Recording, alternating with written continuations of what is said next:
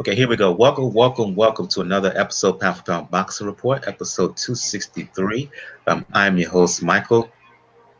Joining me this week, Gail from Communities Digital News, Jacob from Jab Hook Boxing, Daniel from the Inscriber. I am your host, Michael. Again, what's going on, ladies and gents? Ready to talk boxing. Get on board, everybody. Just because the action is slow doesn't mean there's no action. Indeed, and again, thanks to Jacob. Thanks to everybody who sent donations. I finally used those donations to get me some to update the equipment here. Um, New uh, earbuds I'm using. I'm debuting for the show. Give a quick show right quick. So yeah, these little earbuds I'm using right here for the show. So thanks for everybody for donations, and please send more because we will love all upgrades. We're here for pound box report. So yeah, got a donate button. Just check the blog page if you want to find out all information regarding pound for pound box report. Please check the blog page p4pboxreport.wordpress.com. The Cash Me and PayPal donation links are on the blog page on the upper right portion of the blog page, as well as links to find us all over social media. Twitter, YouTube, Tumblr, as well as links to find Pound for Pound Box Report everywhere that carries an RSS feed. SoundCloud, iTunes, Spotify, Google Play Music, Google Podcast, and the like. Let's get things started. One fight to recap this evening. Fight that took place in LA. Emanuel Navarrete making the second defense of his WBO 122-pound fighting a guy by the name of Vaca from Phoenix. When we previewed the fight last week, and I'll go to you, Gail, for your commentary. I said that if you can't find video of a fighter, in my opinion, he's suspect. And when it came to Vaca, product from Phoenix, 24-year-old kid, I couldn't find anything of him. Sparring in the gym, nothing. And once I, I couldn't find anything of him, alarm bells started ringing in my ear. And it showed itself through the fight. Though willing Gale, you could just tell that he didn't have the physical tools to deal with someone like a Navarrete, who's tall who has good height for the division, long, but more importantly, he's very strong, and he can really hit. And Vaca landed his punches here and there, but anytime Navarrete was able to hit Vaca, he was able to move him. Eventually, the power showed itself through, stopped them in four. Uh, your assessment of what you saw Saturday in LA. Absolutely right. Vaca was game, but he brought limited skills to the show. And in contrast, we were able to see just how good Navarrete really is. We did have to kind of hedge our judgment a little because his two big wins have come, against the same guy as Isaac Dogbe. And you have to think, all right, was it just one of those styles make fights things and he just had Dogbe's number? Maybe it was a size differential. If he is extremely tall for the division and Dogbe's extremely short for the division. So here's a guy a little bit taller, still not as tall as Navarrete. But, I think he only had four knockouts, 7 knockouts. The truth is Navarrete could have boxed him from the outside all night long. And he did give him some distance and some respect in the first round. He tested him. Though he was throwing a jab followed by, a hook or an uppercut, which he realized he was having great success with. And once he got through that first round and thought, okay, this guy's hit me a couple times. I got nothing to worry about. I could land on him all night from the outside. So let's move in and, light things up a little bit, see how it goes. And at that point, he was off to the races, and it was a matter of time. He his punch selection, his combinations were so impressive. The first knockdown was just such a wild combo. It was a left hook, an uppercut, and a right hook. Just boom, boom, boom. He's so nimble, so on the money. And Vaca just went straight down, and writing was on the wall. Good fight for as long as it lasted because Vaca did absolutely put his best effort forward. But essentially, you've got a guy who's a glorified club fighter. He was not ready for this, no matter what it said on paper. I hope that he isn't too demoralized by this. I think there's some talent there. There's some ability to still be developed for him. And frequently, a guy takes a fight like this against an opponent who's way out of his league, and his learning accelerates. So I hope that happens for Vaca. You know, he seems like a very hardworking, dedicated young guy, and he's still got plenty of time. On the other hand, Navarrete should scare everybody in the division. He is ready to rock and roll, and who doesn't want to see him against all the other belt holders? And it's totally makeable for Top Rank to do that. He looks good at featherweight, and I think he could potentially be a buzzsaw in that division, and it'll be really fun to watch.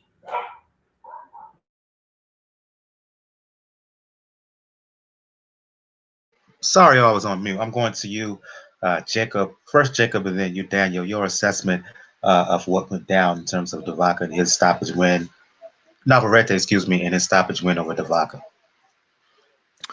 Yeah, not much more to add.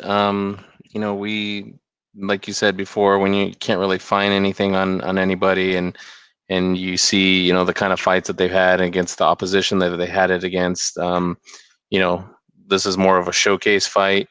To keep Navarrete active. But he did what you're supposed to do. So when a fighter of his caliber fights a guy that's, not of that caliber, you're supposed to blow him out in, 3 rounds or, sooner. And which is what he did.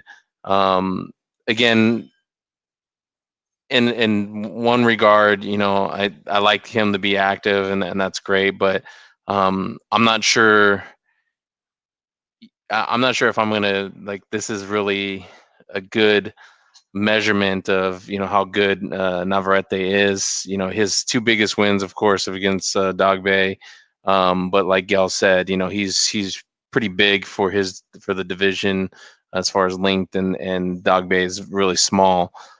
So I'd like to see him in with another top guy to see how good he really is. Kind of like when we were talking about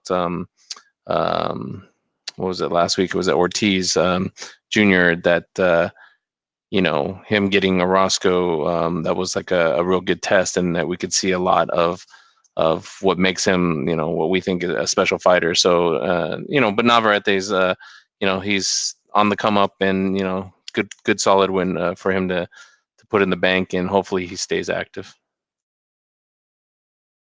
Your reaction, Daniel.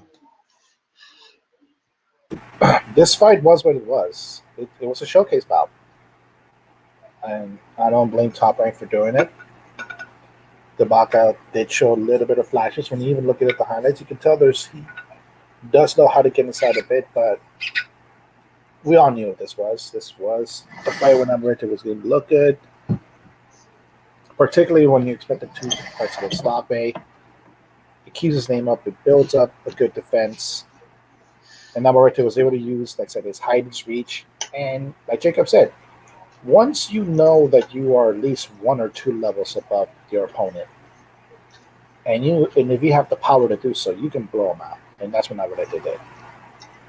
He made sure it was emphatic, it was short, and leaves little doubt. But it does make you salivate a little bit over a fight with somebody like Danny Roman or Ray Vargas, who I agree, there's no issues right now as far as network or promoters in making the fight. Hell, Ray Vargas has been trying to get Danny Roman for, I think, at least a year. And Roman has 2 belts now, so it's a totally makeable fight. So this is going to be So yeah, Go ahead.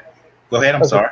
I was about to say, like, this was a good showcase, right? It showed that Navarrete can use all of his skills. It's not just that he just faced the preferred style of Dog Bay, but bring on the champions. Indeed. Let's talk future here for a quick second. You mentioned the other two champions, Roman, who has WBA IBF belt, Ray Vargas, who has a WBC belt at 122 pounds. You mentioned how you would like to see Navarrete fight either of those guys. As you, yeah, Vargas has been talking a fight with Roman for a minute here. I think Roman has a upcoming mandatory defense before the end of the year.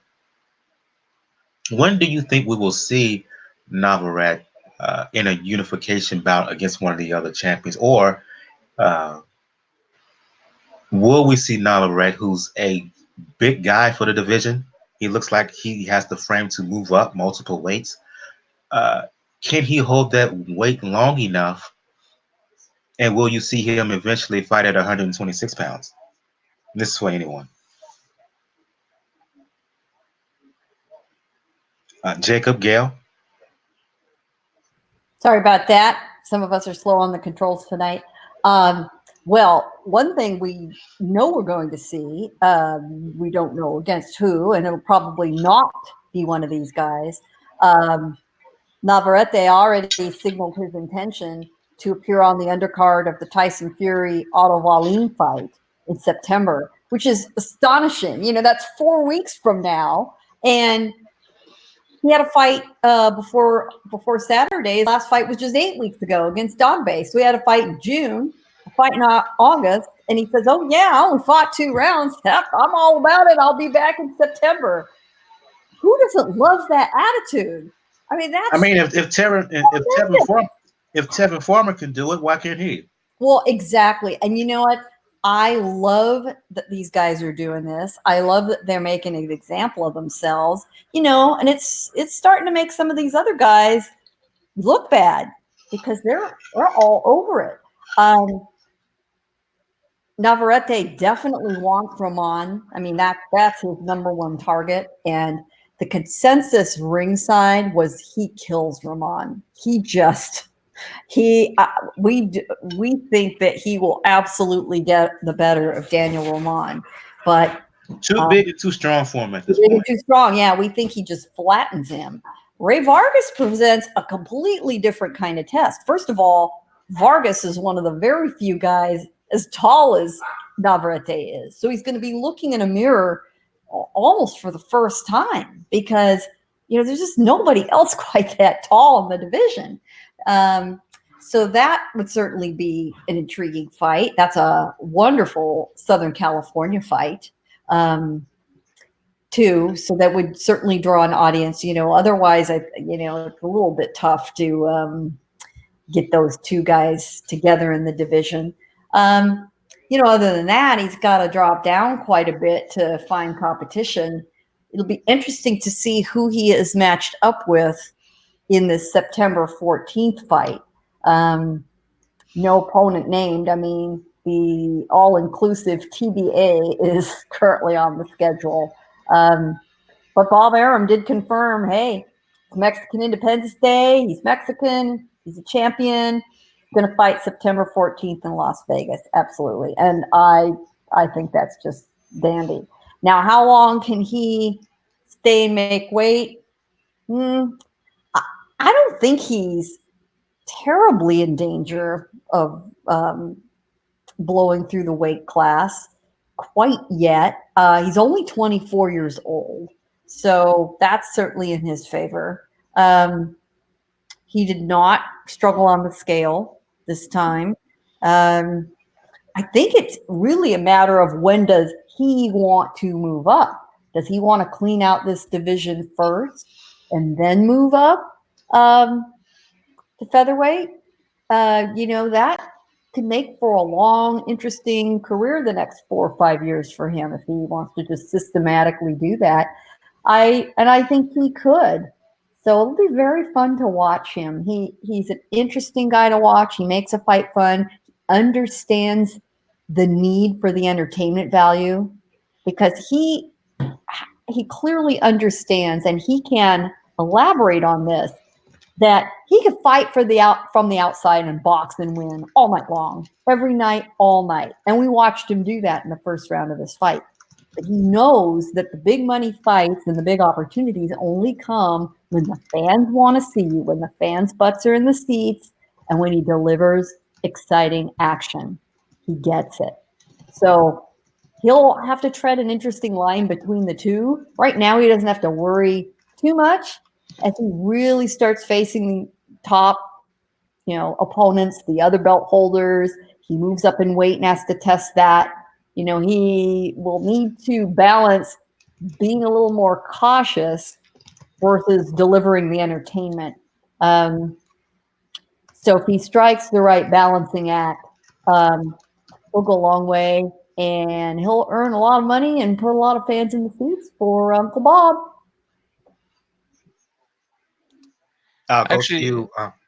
I'll go to you, Jacob, but then you give me a quick second because I want to give this interesting theory. I mentioned unification bout with either Vargas or Roman. I also mentioned the possibility of moving up to 126 pounds. There's another prospect out there. Uh, I'm maybe exposing some inside boxing here. Uh, we know that there's been negotiations happening, if not already set low key, uh, that should in a way defeat Donaire this, in the finals of the World Boxing Super Series.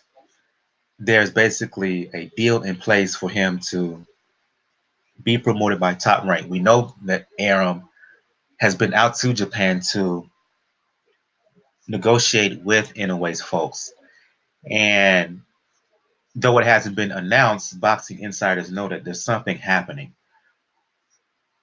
What about the prospect of an Inoue moving up, should he defeat Donaire, of course, of an Inoue moving up to 122 pounds? And if he does, there's Navarrete right there. That would be an exciting fight. Your thoughts, Jacob and Daniel? depending on what happens with this fight and how much, I guess, damage he takes or doesn't take, it would definitely be an interesting fight. Anyways, this would be the second time he's moved up in as little as maybe a couple years. So he's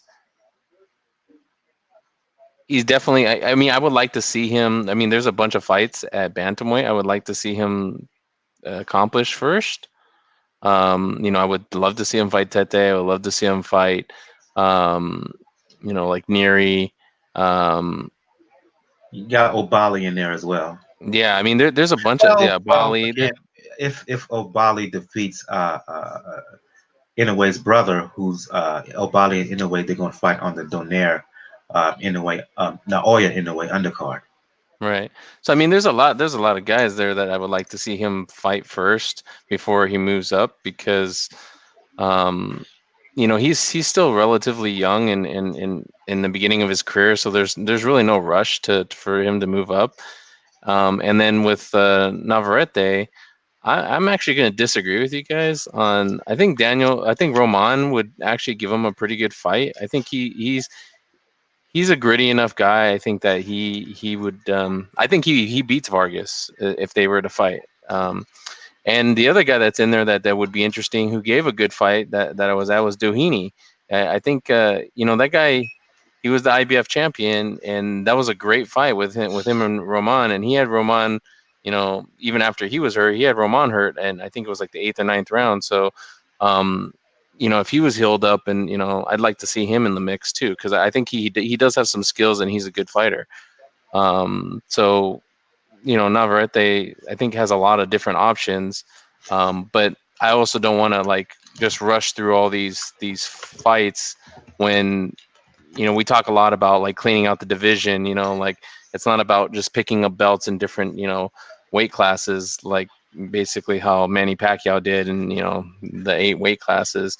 I think that's there's a lot of stock, or too much stock, put into that versus cleaning out the division and being a unified champion like Crawford was, or Cecilia Brækhus, like we were talking about earlier, or Shields, or like these people that are accomplishing this thing that hasn't been done, especially in the modern era of the 4 belts. It doesn't get done often, if hardly ever. So I'd like to see more of that versus just winning belts in other divisions. Your thoughts, Daniel, in terms of the possibility of Navarrete eventually fighting should Inoue be successful against Donaire in the finals of the World Boxing Super Series bantamweight tournament? As far as Inoue goes, I would rather see him against Neri first. Just for the fact that I know Japan, but apparently I don't think Neri is ever going to set foot in Japan again. But I was going to say, where's the fight going to happen? It would need to happen in the U.S. It would need to happen in the U.S. And Inoue's already had a fight in the U.S. too. He had a debut in the U.S. On the undercard of I think it was the Superfly. Yep, he did. So it's not an unfamiliar territory for him, but just to get like the little Japanese revenge on Neri, even though that would be very interesting to do, because Neri can bounce from bantamweight to 122 pounds, as he's been doing for a bit. But with Navarrete, that falls into the whole different area. Like I said, I could see Roman giving him a pretty good fight, because unlike Dogbe, Roman is a little bit better skilled at getting to the body than Dogbe was. The main thing with Dogbe is he was able to rush forward to a lot of his opponents. Whereas with Roman, you have to grind it out. Vargas is, if you have a rematch with Vargas, I think Navarrete could do pretty well against Vargas, just because of how cautious Vargas is overall. And I know somebody mentioned that, I forgot who, but I think it was Bradley. I think it was Timothy Bradley. Rigondeaux's still out there. That would be an interesting skill set fight going into it. Nothing in a fight with Rigondeaux at this point. Yeah. Other than just like the cachet of winning it, that's about the only thing. But there's a lot of options on it. Of 122, you can still stay, and even go in 126. I don't know what you would do for Navarrete if you're doing it 126. Because right now at this stage, I wouldn't test them at 126. I would stay at 122. You have good champions there. You have a pretty decent chance of beating both champions. And then, of course, like if you want a big money fight, it's the money fight then. Even though that would leave a bad taste in my mouth, honestly, when it comes to Inoue. Because one of the criticisms that people have is, when it comes to Inoue, is the supposed tendency he has that just as at the division he's in is starting to get hot, he leaves it. It would almost feel like the same way. Like, okay, bantamweight's getting a little bit good again. You just won this tournament, and now you're going up to 122. The only thing about the Vargas fight is that my concern is Vargas has a style that can be boring. He knows how dangerous. He knows how dangerous Navarrete is, right? Mm-hmm. My problem with a fight against Vargas is that Vargas could fight because of his cautious style, he'll find a way to make it boring and stink out the joint and just do enough minimally to get a win. He won't really fight. He'll do what he has to do to survive and score just enough points to win. That would be unsatisfactory to a lot of folks. I don't think so though. I think that Navarrete would push in the right places to make to hurt Vargas, because we know Vargas can be hurt and actually turn that fight into a fight that Vargas doesn't want. He is super cautious, and I was at his last fight with the Komeda. Was it Komeda? Yeah, And he was being very cautious, and he was on back foot all night. And Komeda, it doesn't have the skill that Navarrete has, and I think it would be a very stylistically for Navarrete. I think it would be an advantage for him, because Vargas is going to be cautious and he's going to make mistakes. And he did get hit. I mean, he's very hittable. So I think all you need to do is hit him, hurt him, and then Navarrete could finish him. and not to mention the fact that thanks to Navarrete's height and reach, the main advantage that Vargas has over the division is minimized in that fight. So it's a very compelling matchup, and like I said, it's a fight that I think Navarrete can win. I Well, want to give a shout out to those. go Okay, ahead, I I want was to about to sneeze.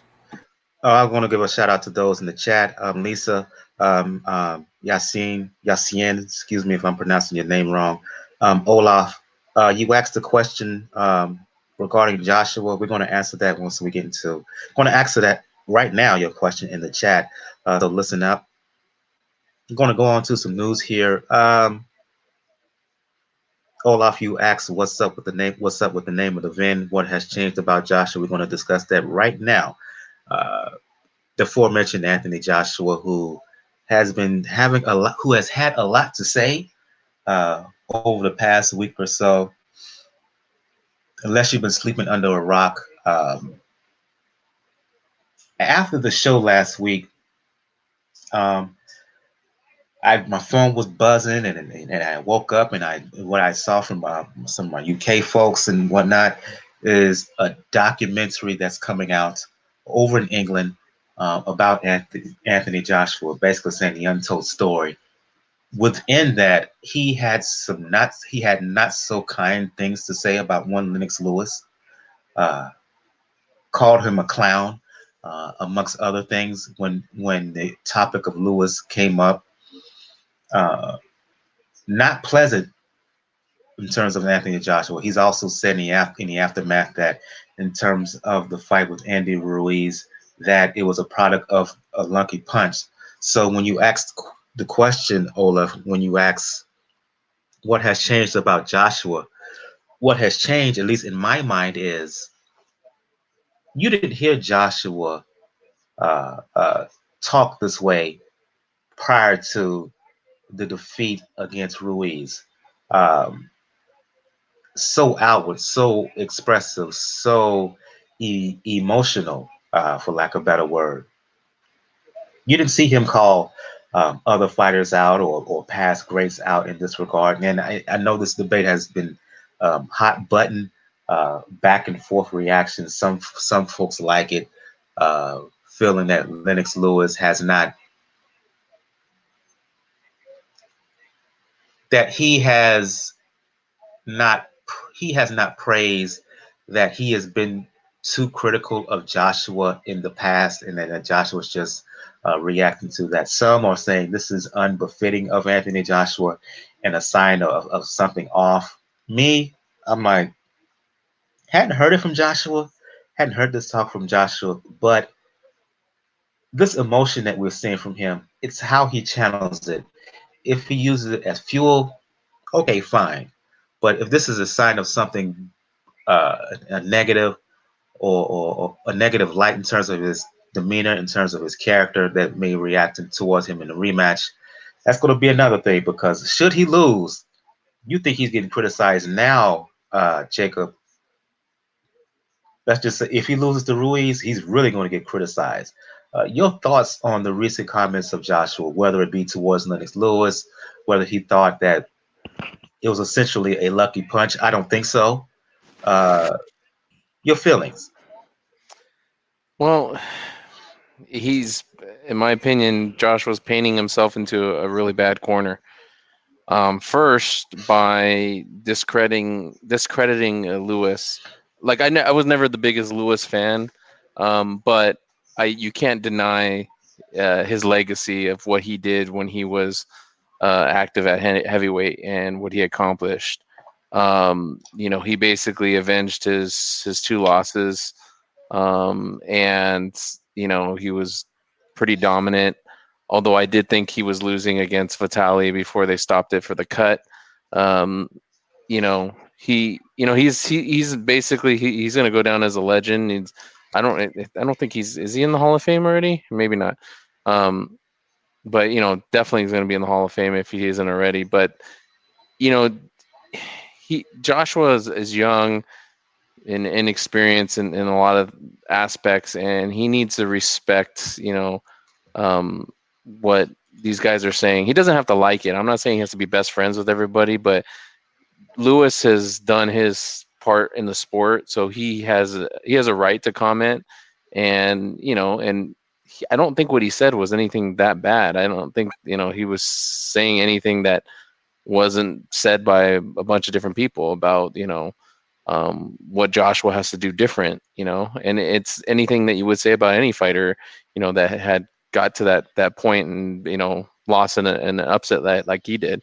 But the other thing is that calling this thing a lucky punch, that's why I'm saying he's backing himself into a bad corner, is because now he has to beat Andy Ruiz, because you can't say if he gets beat again, and especially if he gets knocked out and stopped, then it's going to be okay. What he caught you with 2 lucky punches, so now you're painting yourself into a corner where you can't get out of. And if he thinks, I don't know, if he thinks that he got hit with a lucky punch, it wasn't like he got hit with a punch and he got knocked out cold, and it was like behind the head or something like that. He knocked down Ruiz, and then Ruiz came back and caught him with a counter and hurt him. And he in follow-up rounds to that, there was more punches and there was more opportunities for Joshua to turn the fight, but he didn't.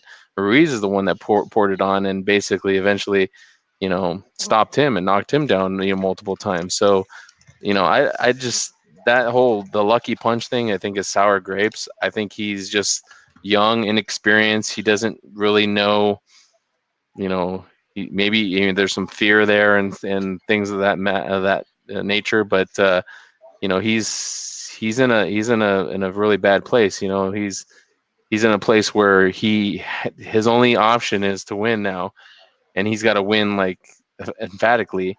But even if he does, does that mean that we see part 3, because they would each have a win, on each of them? So I don't know. I think Josh was making some bad, comments that maybe he's not going to be able to cash those checks he's writing. Lennox went on, Daniel, not Lennox, but Joshua went on during this special, which has aired in England, hasn't aired here in the U.S. yet. Joshua went on to kind of take shots at one Tyson Fury, and Fury, the person that he is, he clapped back. He took shots at Fury for his upcoming opponent, Otto Wallen, and he took shots at Otto Wallen, and he also said that he was distracted by the pursuit to fight Deontay Wilder. Lewis has tried to stay above the fray. Yes, he said he was disappointed, but in response to Joshua claiming that he was distracted by the pursuit to become undisputed champion, fight Deontay Wilder, Lennox Lewis said, "That's what makes us different." He said, quoting, I'm going to quote him word for word, I know exact. He basically, I'm not going to quote him exactly. He said, of course, he said the difference between him and Joshua is that, yes, his pursuit was unification. That what makes me different from him. And I dogmatic about becoming undisputed heavyweight champion until it happened. That was my mission. That was my dream. That was my goal. And I was not going to let anything or anyone try to stop me from pursuing that goal. in the aftermath of that, he's saying that he's still has his doors open to Joshua. He wants to mend things with him. Uh, your reaction to all the back and forth and Joshua in particular, Lennox Lewis's response, Tyson Fury. I'm not going to repeat what he said about Joshua here. His clap back towards AJ. Your thoughts? Do you guys remember the story of Mike Tyson and Crocodile? If Casey don't remember, there was a rumor going around back in the day that Mike Tyson hired a guy whose nickname was Crocodile. And Crocodile's only job was to hype up Tyson. That was his only job. From morning to night, he just had to say, "Hey, let's go, champ. You're the best champ. You're the greatest champ." It's starting to sound like Joshua is being surrounded by a lot of crocodile-like characters. Because you were doing pretty fine as this rematch situation with Ruiz is going well, but now you started to open your mouth when it came to certain things. First, calling the punch a lucky punch. You can say that Danny Garcia's punch in Amir Khan to the neck was a lucky punch in the way. Does that negate everything else that Danny Garcia did up to a certain point, including beating Lucas Matisse the way he did?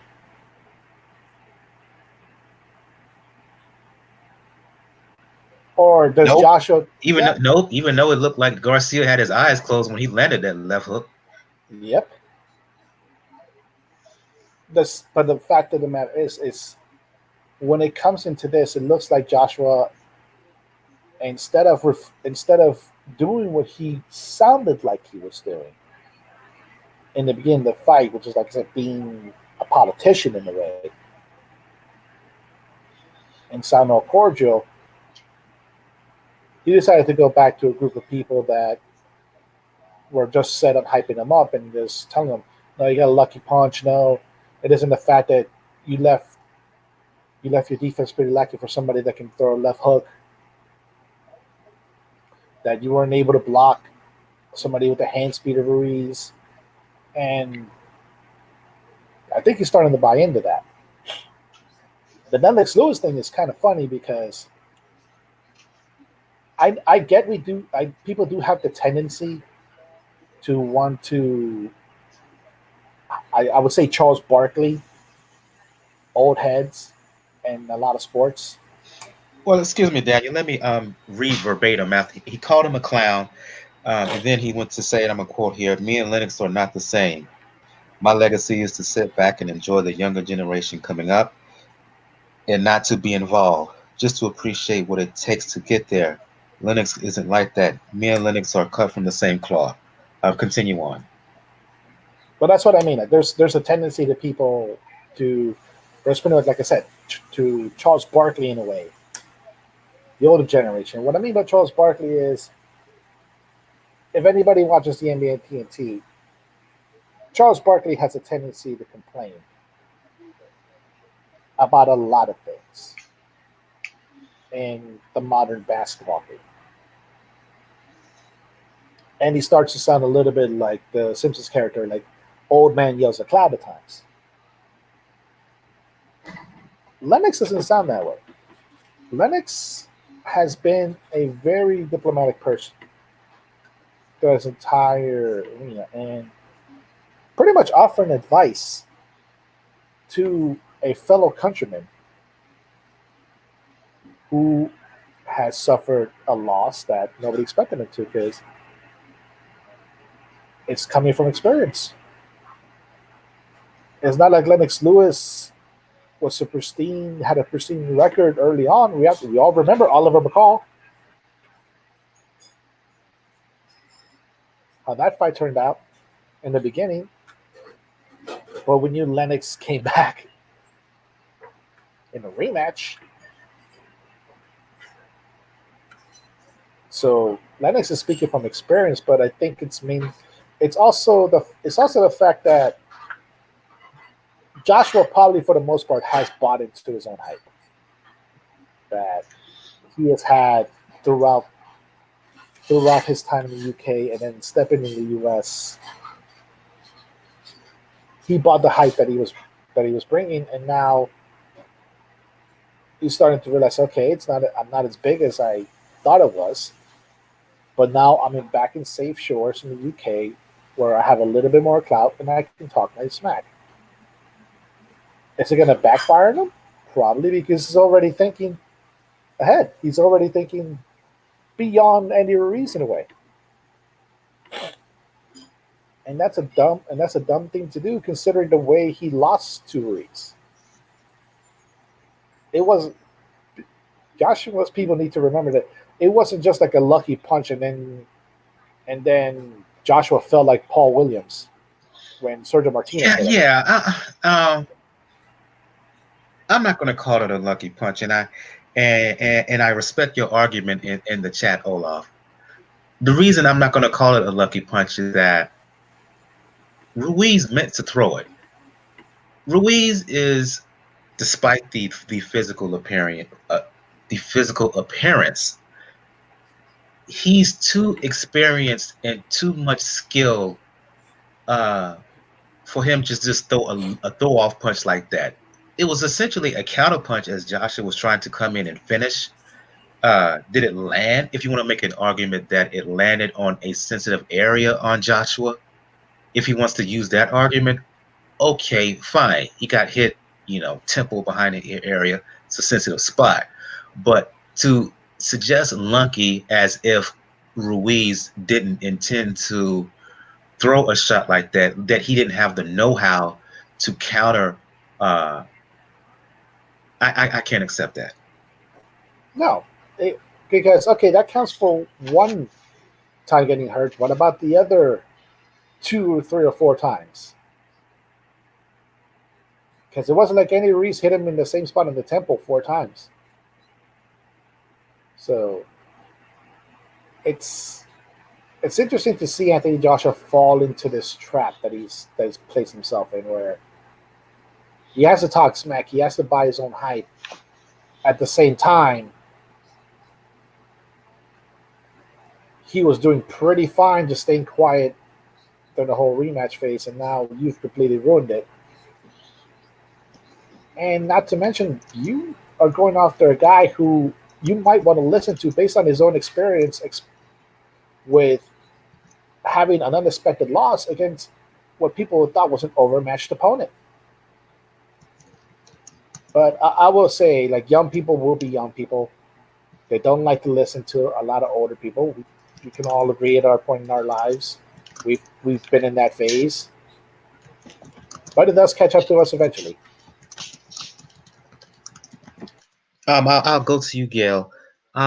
You heard the response of Daniel and Jacob, and you probably heard the reactions be varied all throughout, whether it's YouTube boxing community, articles, blog posts, on television, and whatnot. I'm going to play devil's. My question to you is kind of going to be a devil's advocate in reaction to Daniel and Jacob. Is this a damned if you do, damned if you don't situation with Anthony Joshua? And what I mean by that is, up to this point, the large criticism of Joshua has been he's been too staid, too safe. As Daniel said, sounded too much like a politician. Now that he's been more expressive and kind of giving his heartfelt feelings about the matter, he's being criticized still. Is it a case of Joshua can't win no matter what he says? No, not at all. This is not a zero-sum game. You can thread the needle a whole lot more elegantly than he did. He was trying to ram a semi-truck through that eye of the needle. He didn't do a very good job of it. he let his emotions, his youthful emotions, get the better of him. Daniel put it absolutely right, in my opinion. When you are younger, and most of us on this panel speak with the benefit of age, you just don't want to hear it. You don't want to hear it. But there is no upside for somebody in as visible a position as Anthony Joshua to disrespect Lennox Lewis, to disrespect his elders. There is no positive in that whatsoever. Now, is there a positive in him getting a little more passionate about what's going on? Yes. Speak about yourself. Speak about your motivation, what you're going to do. You can never go wrong talking about yourself. You turn it around on an older fighter who came long before you with a legacy. You decide to turn on him. That's not a good look. You decide to turn on your opponent, dismissing what he did to you, not a good look. Because in neither case are you taking responsibility. It is what the little kid does when they get caught doing something wrong. They grasp for excuses. They latch onto any potential way to get out of it. And mom and dad always know they're lying and telling a story. This really says a lot more about Joshua than it does Lennox Lewis or Andy Ruiz. Andy Ruiz has completely just shrugged his shoulders and blown it off. And he couldn't have picked a worse guy to say this about, because Andy Ruiz has spent almost his entire professional career being dismissed and blown off. And he just says, yeah, whatever, and does his thing, just like he did in this fight. Yeah, I'm going to win. I know what I look like. Yeah, I'm Team Snickers. Okay, laugh all you want. He can laugh now. So this smacks to me of Joshua having a conversation more with himself than anybody else. It's just really unfortunate he decided to go down this road, whether it was youth, whether it's frustration. Not a good thing. He needs to regroup. He needs to get back in the gym. He needs to sweat his frustrations out through his pores. He needs to sweat out his disappointment. He needs to bust his ass and get ready for this. He needs to get his mind right, first of all. And then down the road, when he knows more what his capacity is, where he's put himself more in the right place physically, which will put him in the right place mentally, then he'll be able to say the right things about, the fire's burning in me to get revenge. Hey, we could all get behind that. No excuses. Just, I'm mad. I'm mad about this. I'm mad at myself. I'm going to turn that anger into productivity and kick his ass. Great. That's the kind of stuff we all would love to hear. I'm going to read some comments here in the chat. Lisa says, I respect Lewis, but I think Joshua has been taking abuse for too long. I hope they squash this behind the scenes. Olaf said in the chat that AJ is going to dominate that slob next go around. Lisa says that she doesn't believe it was a lucky punch. Yassine said when he was talking about lucky, Joshua, he said that he was talking more about where the punch landed. If that's what he meant, Yassine, he should have been more exact in terms of what he should have meant. He should have said what he meant. He didn't say that he got hit in a sensitive area. He just said he got hit with a lucky punch, implying that the punch that Ruiz hurt him with, he just it just came out of his ass and he just threw it just all random with no real intent. If he meant to say that, oh, I just got hit with it was lucky in the fact that it was lucky because it landed in a vulnerable position, just say that, and people will understand. No, I don't think, but I don't think you shouldn't use the word lucky. especially at that level. I think, if you say I got hit in a bad spot, like, behind the, in my equilibrium or behind the ear, and so I wasn't never able to recover. That makes more sense to me than just saying I got hit with a lucky punch. Like luck in this game.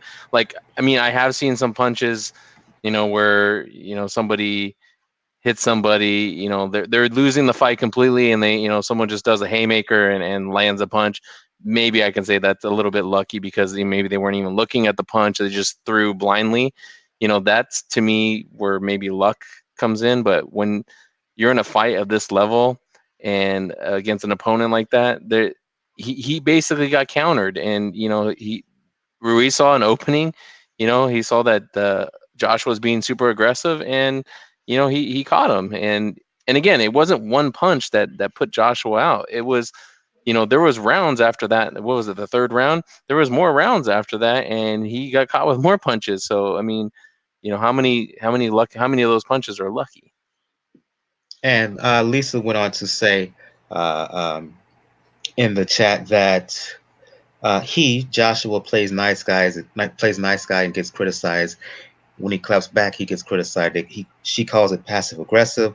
Yassine went on to say that Andy Ruiz is Hassan Rockman 2.0. Well, we will see. We will see when they fight in December. And Lisa finally said Tyson Fury and Lennox Lewis were at odds before, and it wasn't nice. Tyson wasn't put under the same microscope, however. That is true. Let's move on to final word on this, Daniel, before we move on to another topic. Well, to elaborate more on this, and like I said, the whole lucky punch area. Like I said, to me, it feels like that's what's been told to Joshua by people whose probably financial interests are invested in keeping him happy, because he has to realize that, okay, yeah, one punch did hurt you, but that wasn't a punch to put you down. It was the combinations right afterwards that put you down. So that's pretty telling in the way that's shaping up to be, and we have to see how it shapes up when it comes to this rematch. Because first we have to know where the damn thing is going to be at. Yeah, because I still question whether the fight eventually happened in Saudi Arabia. I think it's going to happen somewhere else, probably somewhere like either a Cardiff over in Wales or in the U.S. Um, let's move on to talk about one Timothy Bradley, or as both from Truth and Facts About Sports and Three Kings Boxing calls him, Timothy. Sadly, uh, during an interview with Fight Hype, while Bradley was doing ringside commentary for Top Rank ESPN, he was asked about a potential fight between Terence Crawford and Errol Spence. And yeah, Bradley, he had some stuff to say. Um, I'm going to quote here. He talked about how it sucks that the fight is not happening. Um, he wants to see these guys go at it. Um, Stop saying you're number one. Stop saying you're this. Um, to quote Bradley. And he went on to basically accuse Errol Spence of ducking one Terence Crawford. He's claimed that he's heard Terence Crawford say he wants to fight Spence, but he hasn't heard Spence say that he wants to fight. Uh, he hasn't heard Spence say that he wants to fight Crawford. To quote him, Terence has been out and boisterous, saying, "I want this fight," but they're not answering their phones. They don't want to do business. I don't know what else to say.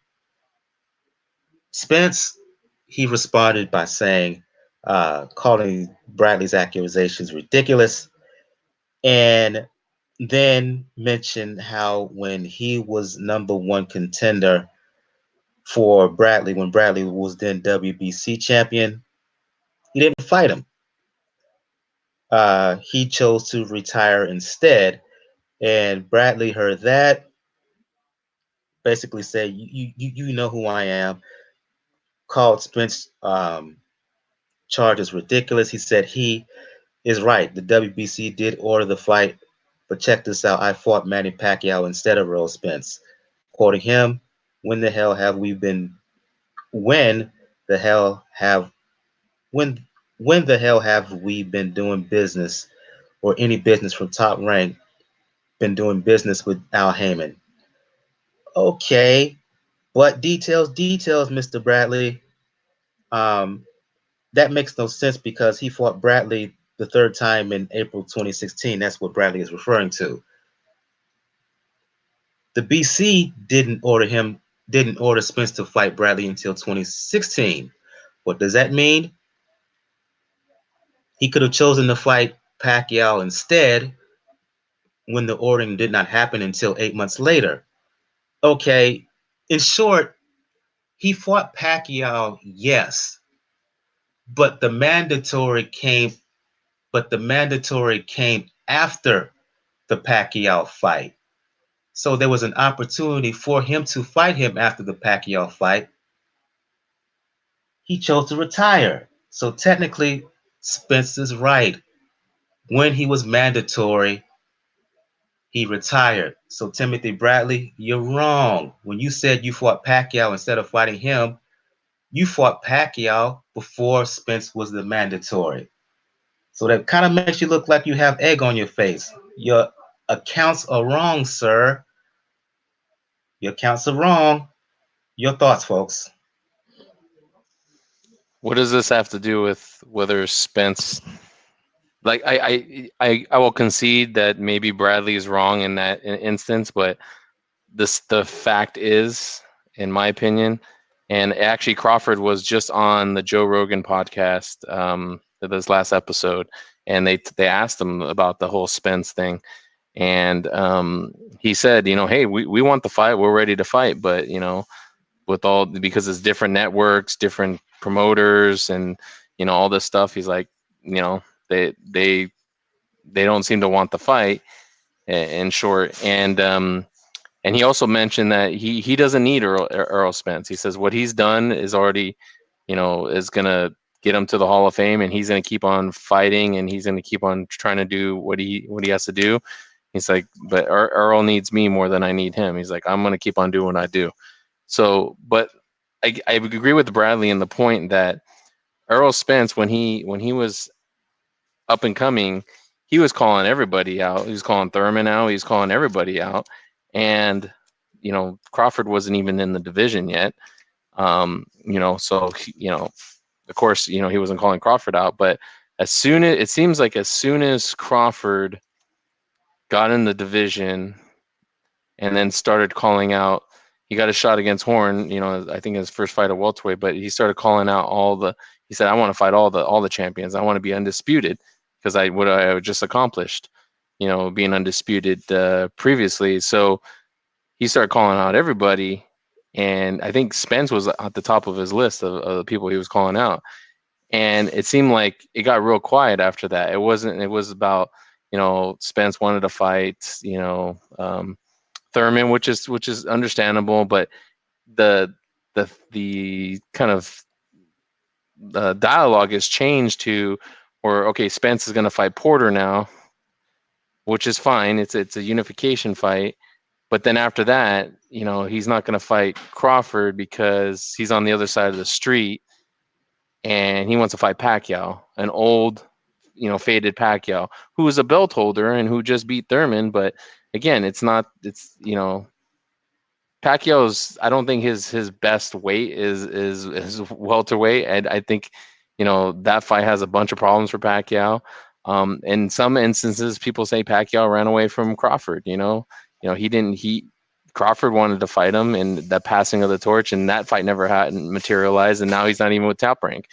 But again, when they stated that he's at the other side of the street, this is coming off, close to when they made that Ramirez, what's the guy he fought, Hooker fight, which was two different promotion companies that were coming together. So even Crawford said, he's like, there ain't no side of the street. If we want the fight to happen, it'll happen. Like it's not unheard of that different promotion companies or different, television networks have made fights happen. I know it's rare because they like to keep everything in-house, but it happens. Even with this Tyson Fury fight that's gonna that could potentially happen with Deontay Wilder, it's gonna be, I believe, a Fox ESPN, combined promotion. So if these fighters really want these fights to happen, they can happen. They can work nice, and if there's money to be made from a bunch of different, for a bunch of different people, they'll make it happen. So my only thing is that it seems like Crawford is not on Spence's mind, in the sense that he's not on the list of, I want to fight him eventually. Like he says, I'll fight him eventually, but not in the, not when they're in their prime and when everybody wants to see it. So that kind of, it leads me into a bad, taste in my mouth, because Crawford is trying to, make history. And I think a lot of people would say that's a 50-50 fight. So those are the best type of fights. We don't know what's going to happen. Both guys are skilled, they're both at the top of their game. This is the time to do it. You don't want to see something when it's past its expiration date.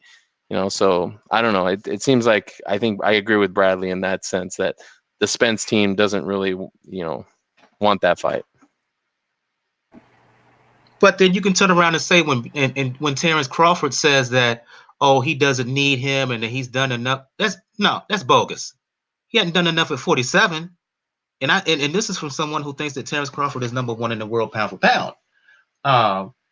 If you're going to, if for him to establish himself as the best in his division, he has to fight him. And just as you say, Jacob, that Spence hasn't shown an inclination that he wants to fight Bud. I happen to disagree with that. I'm not happy with Bud Crawford's recent comments either to Joe Rogan. No, sir. Don't give me this stuff about, well, you've done enough. I don't want to hear that either. But he's not saying. So again, there's a difference in what he's saying, though, in the sense that he's saying, hey, I'll fight him now. Like, let's make the fight happen. But Spence team doesn't seem like they want to make that fight happen. They first there was trying to get the Thurman fight, then now it's the Porter fight. After that, it's the winner of the Thurman Porter Pacquiao fight, which was Pacquiao. And again, it's like down the line. And I don't think that Errol Spence maybe is afraid of anybody. I think this is kind of a similar thing with the Canelo Triple G thing, where it's the promotion companies that don't want to share in revenue and don't want to have, they want to kind of ice everybody out and just kind of play in their own sandbox. But again, Crawford they're saying, hey, we can make the fight today. You want to have it today? I'm ready to go today. But the Spence side, isn't really saying much. They're more saying like, oh, maybe down the line. So that's the part that I kind of don't like. Well, if it's about a promotional red tape and boxing business, you would think Bradley would know better, would know that, and then just instead of just going out and say he's just a pure duck. Again, none of these guys are afraid of each other. If Spence was not the face-to-face that they had in Dallas, I believe it was, that told me right there he's not afraid of this dude. I'll go to you, Gail and Daniel. Your reaction to Bradley's comments in terms of his claims that Spence is quote unquote ducking Terence Crawford. Oh, you are all getting played, and they are playing you all to perfection, because everybody is aligned perfectly in this. These are all fishermen dangling these pretty little hooks out there, and they're snagging inside your cheek right now, left and right. So remember who employs Bradley. Bradley's employed by ESPN, but essentially he's employed by Top Rank, right? He knows where his bread buttered. He's not stupid. It is in everyone's best interest to keep fanning the flames and keep conversations like this going on boxing podcasts and websites and interviews, and having the very smart Terence Crawford and the very smart Errol Spence Jr. and the perfectly smart Timothy Bradley out there, feeding the beast, and But does Bradley have to be such a willing participant though? He should know better. You don't see Ward doing this mess. whoa. Who signs his paycheck? Who? That's my Discussion. Ward is signed to Yeah, but the same company. his point, yeah, it's the same company. Yeah. It's the same company, but he knows how this all works. Now, I don't think he was probably thrilled having it turned on himself, but let's talk about that for a second. There was a lot of tension when Bradley retired. Bradley fought much longer than his family, particularly his wife Monica, wanted him to fight. She saw what had happened to him after the Provodnikov fight. And he kind of laughs off in many ways how concussed he was. He didn't remember the fight after the second round. That fight seriously affected his health. I don't think people have quite the grasp of how bad that was. He had to get out. And I don't think he would want to own up to saying, I had to retire, or my wife made me retire, finally, beat me into it. And he's lucky he's had a great place to land. We may be able to put the pieces in place in the years to come when we see how he looks 10, 20 years from now. And he may be one of those fortunate guys that he's turned out to be okay. But this is a sport in which you do have to worry about that. And retirement choices aren't always choices. All right. So he might be sensitive about that. Let's leave that aside. Everybody else is reading their lines from the script perfectly, because the longer everybody can hold out for this, particularly now that the heavyweight division is taking most of the big air out of the room, let them sort everything out, right? They're the lead story in boxing, and they will be easily early into next year. Once that's all settled, then the boxing universe will turn its attention to Crawford and Spence. And then they can maximize the reach, maximize the money. Part of our problem among this circle is, we are not the average boxing fan. We are not the average pay-per-view buyer, and we are not the average ticket buyer. We are all above average in this little village, and we want it now. We think it would be great now. And from a sporting perspective, from a purely athletic perspective, yeah, it'd be great now. That's not how this sport works. It's a business, everybody. That gets factored in. I don't think waiting a year will kill anybody. So just calm down, but everybody who gets worked up hearing these interviews, just needs to understand they're watching a play going on in front of them, and everyone's reading their lines. Take it for what it is. It's scripted. It's the way everyone wants it to go. Your reaction to all this, Daniel? Do you agree with Gail and basically saying this is the comments are scripted like WWE? I wouldn't say scripted, but a lot of the scenarios she said are true. Because to me, Bradley was just a company man at this stage. It's like he knows who signs his paychecks, so of course he's going to defend the situation, and he's going to blame, and he has to throw shade at the other side. But this is what the tricky part is, though. And this is where a lot of it can fall apart, and then where Gail does have a point where it's a little bit more of a mirage.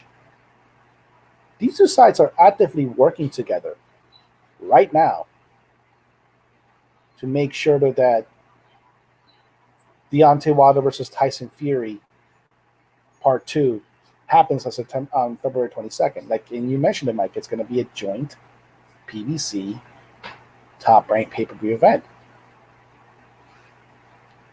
So it's not like both these sides, Al Heyman and Bob Arum, are not exactly doing business together. But I would have to caveat at this, though. Al Heyman and Bob Arum will do business if they have no other choice. And with the Joshua situation being what it is,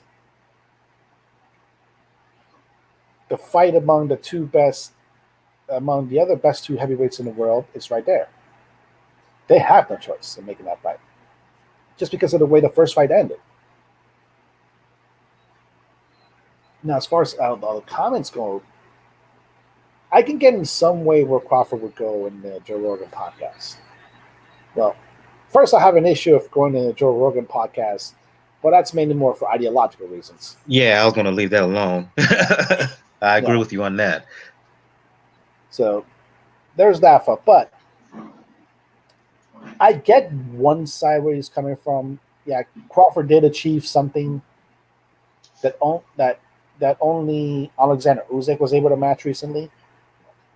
So I get his point into that. The problem is, you can't say that. You can say that if he was still at 140. You can say that when you're the one that's technically jumped into Spence's neighborhood.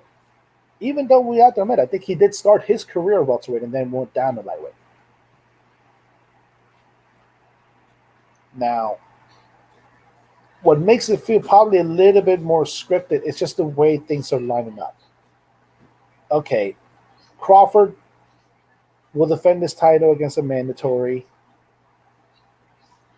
against somebody. Meanwhile, Spence, if he beats Porter, adds a WBC belt to his cachet.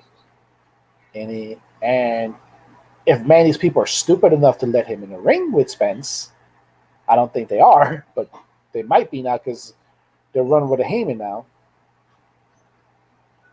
Wow.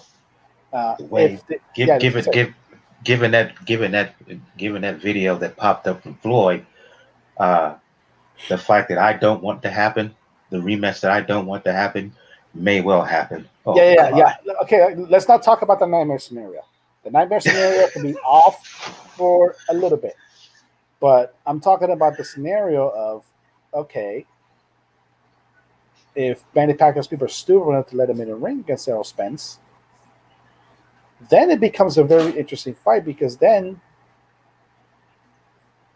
Crawford has the one belt that Spence won't have. It's the reverse of the Deontay, or was to be the reverse of the Deontay Wilder Anthony Joshua situation, where the sides are reversed.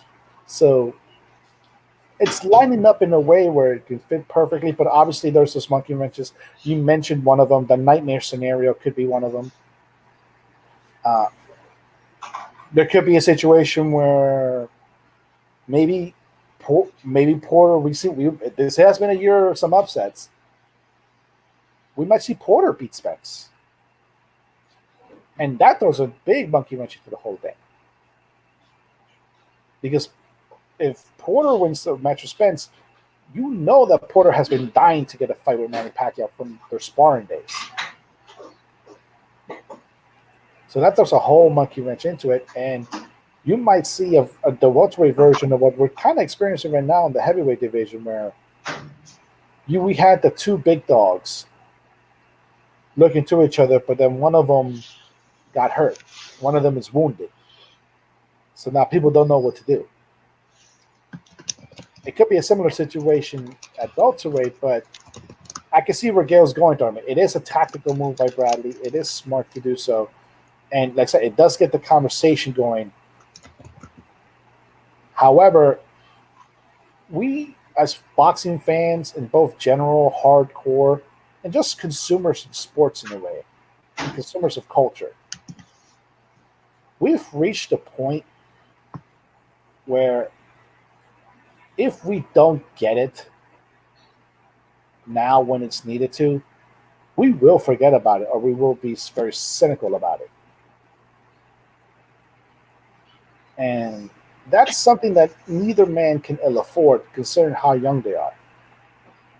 Floyd and Manny could afford it because they were such a cut above everybody else in the welterweight division, other than possibly Marquez.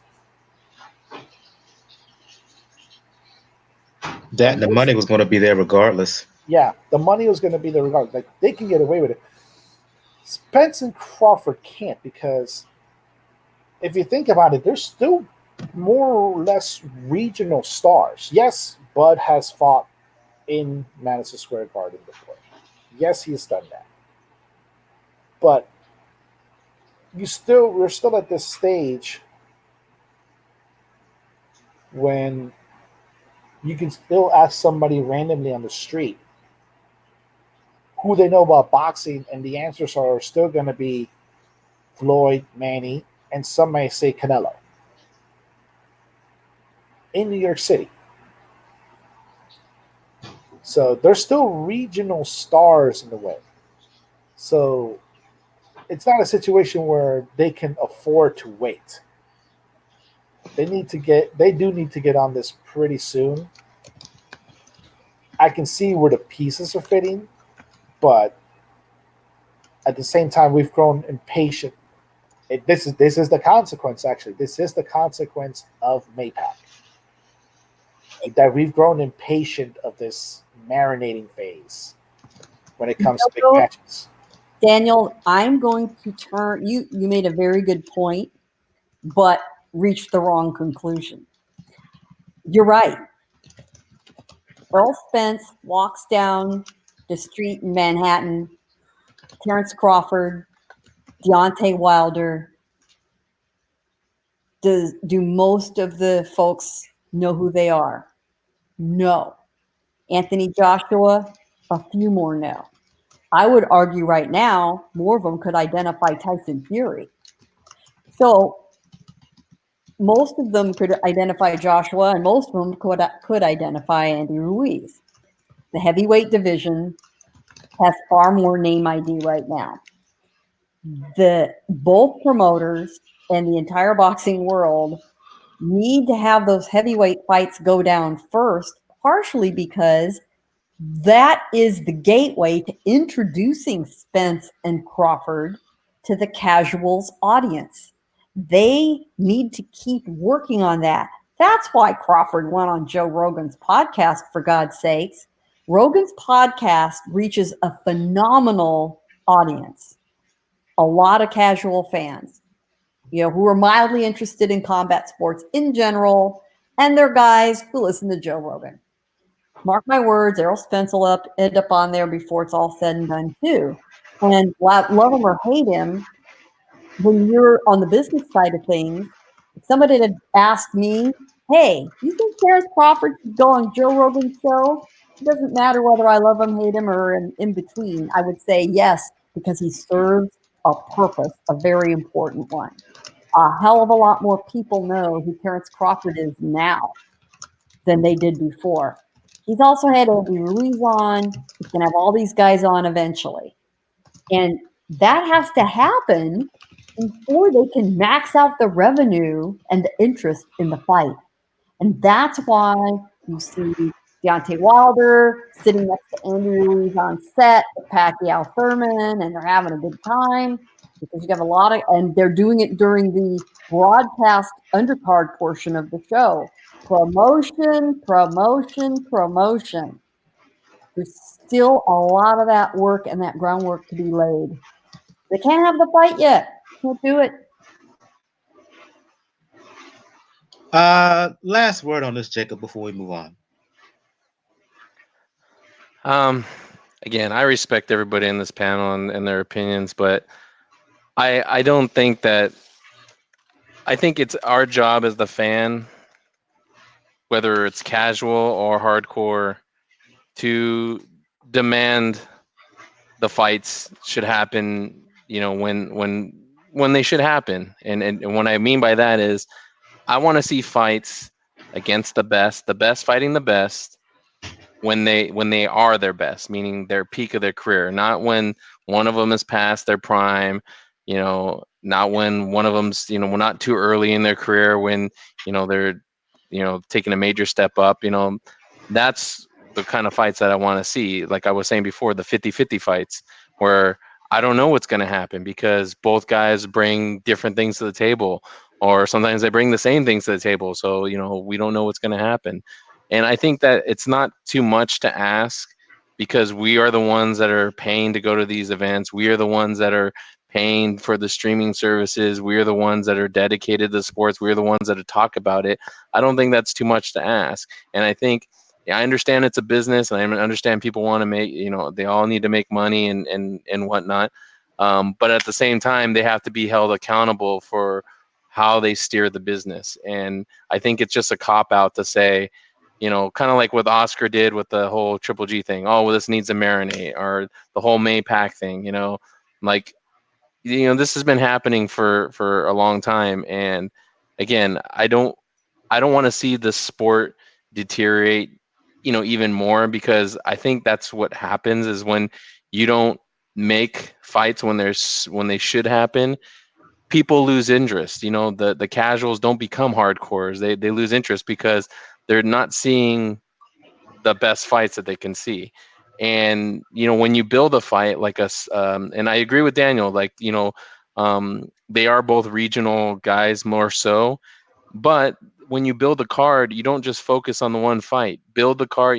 If you're going to be in, kind of like how Golden Boy does this a lot. When they're in LA or whatever, then they'll put some guys on the card that are going to bring other fans and other people within the community there. Or if they're in New York or whatever, put some guys that do have some name recognition, or guys or women, that have name recognition on that card, that some meaningful fights, and you build up a card. You don't have to just have one main fight and then a bunch of trash, in the back end. You can be smart about it. So, but again, I understand it's a business. I understand these promotion companies don't want to play well with each other, but the one thing that they all speak is green, is money. So if it'll make them money, and if there's a way that they can do it and put it in an area like they did with the Mikey Garcia Spence fight. They put it in Spence's hometown, but they also had that Mexican fan base that came to see Mikey Garcia. So they packed that place, and there was a bunch of people watching it online. They did, phenomenal numbers there. So I mean, there's smart ways to do this. And again, But that's I'm just the gate. That's just the gate. The gate is negligible. The gate is not where a promoter makes money. And Spence, let's remember, Spence was kind of the A- side, if not the B side of that fight. So it's going to, and you're absolutely right. It's about making money. And right now, that fight, they would be throwing away so much money. I think you're wrong. The casual fan needs to know who they're watching before they buy a pay-per-view, not whether they've measured whether they're at their absolute precise prime. And really, we're talking about a year. I don't really think these two guys are going to deteriorate in a year unless one of them is dumb enough to get beat, and that is possible. But it's not. There is no way they'll max out revenue. And believe me, it's not because they don't play nice together. In fact, they're all playing well, perfectly fine behind the scenes. They know what they're doing. But you say a year, but that doesn't mean that you can't guarantee me that they're going to fight in a year. I mean, just same example with Triple G and Canelo. When he fought, the whole deal was, oh, I'm going to fight Cotto, and if I win, then we're going to have that fight. And then that fight didn't happen for another 2 years. So I mean, it doesn't, just because they say they're going to do these things in a year or whatever, doesn't mean that they actually happen. It does not. Nothing's guaranteed in boxing. We all know that. But what I can guarantee you is they know that they do not have the ghost of a chance of making the kind of money now that they potentially could. You know what? It's just like when you've got your money in the stock market. Do you let it ride or do you pull it out now? And you could make a lot more money. Oh, but it might also, you might lose money too. What do? It's calculated risk. They're taking the calculated risk. And well, So last word, Daniel. That's about to say, like, we also have to remember the fact that you have to build up marketing appeal, and we have to agree. This is where where a Pacquiao fight for Spence makes sense, because yes, we know the Spectre Floyd is still out there, but that fight, the Maypac thing, does prove unfortunately Gail's point, and it does prove Barbarian right in a way when he said that nobody gives a damn about the undercard. All they care about is the main event. And he was right to a certain extent when it came to Maypac. Because other than possibly Leo Santa Cruz fight, do you remember any other fight from Maypac? Nah. Yeah, I don't. Yeah. You rest your case. Absolutely right. Wrong, Sean. Your thing about Leonard Hearns, it did wait because when the fight was initially proposed, Angelo Dundee turned the fight down. They let that fight build up, particularly once Leonard beat Duran in the rematch. Then they let that fight happen. So you're wrong about that. Of course it waited. If it didn't wait, then how come Angelo Dundee turned the fight down the first time it was proposed? So that's a non-fact. Sorry to say. Speaking of Jacob's desire for the best, fighting the best, last week we talked about Regis Prograis filing suits against the WBSS, ostensibly due to a lack of payment in terms of an escrow agreement. Well, in the week that we were off, we come to find out that negotiations are happening close to being finalized for that escrow agreement to be paid to Regis Prograis, and it looks like the final between Prograis and Josh Taylor is happening. Uh, I expressed disappointment because, to your point about Crawford and Spence, you want the best fighting the best. Well, it looks like the finals of the WBSS at super lightweight. It can be argued that the two best 140 pounders in the world. Yes, I know Ramirez has a belt, but still, the two best or two of the very best at 140, uh, they're finally going to fight each other. I'm ecstatic about this news. Your thoughts, Jacob? No, it's great. I mean, this whole Super Series, we I can't gush enough about it. It's been great, with the occasional hiccups here and there, but they've been able to get a wide range of participants, and it's not just a bunch of up and comers and whatnot. It's guys that have belts, guys that are undefeated, guys that are champions. They've gotten a nice rounded out cream of the crop, so to speak. For these different tournaments that they've had. So I've been very satisfied with that. So it was like we talked about, it was kind of a thorn in the sense that it's like, oh man, we're not going to get to see this Taylor Prograis fight, or at least not see it now. But now that it looks like they're working this stuff out, hopefully they can announce a site and a date, and hey, maybe they can come have it at the Bank of California stadium that was just christened, that Gil was just at this last weekend. We got a bunch of venues in LA, but I'm excited to see this fight. I have questions about both guys, but I think it's stylistically it brings a lot of intrigue, so I'm happy. Gail, Daniel, your reaction to the fact that it looks like that we will finally get to see Regis Prograis Josh Taylor fight happen. To me, it's one of the best matchups that can happen in 2019. 50-50 matchup. I'm leaning slightly towards Taylor as we speak, but Prograis certainly can win this fight. I'm really pumped up about this. I'm real glad they all settled and managed to figure out a way to go forward. I think it was, in retrospect, a smart move for Prograis and his management to file the lawsuit, and the World Boxing Super Series blinked. It's a shame that they're struggling so much financially. They have really delivered quality tournaments, quality fights. Some true stars are emerging from the series. I will tie that to our previous conversation. They're putting on great fights among guys who aren't particularly well known, and it's hurting them financially. From the athletic side, nobody's got any complaints. But they're struggling to just even make the fights come off from a promotional logistical point of view. So there's got to be a balance. We can wax philosophical all we want about seeing certain best of the best in the ring, but in the end, if they can't turn a profit, pay their people, pay their fighters, pay the venues, we're not going to see anything. So I'm very glad this one got settled, but I think there are some stormy seas ahead for the World Boxing Super Series. Let's hope they get these tournaments finished, at least for this year, and we're just going to have to cross our fingers. Your reaction, Daniel? We're good on Prograis forcing Sutherland's hand and getting the money going in, but it does expose a bit of a mistake, unfortunately, that Sutherland made.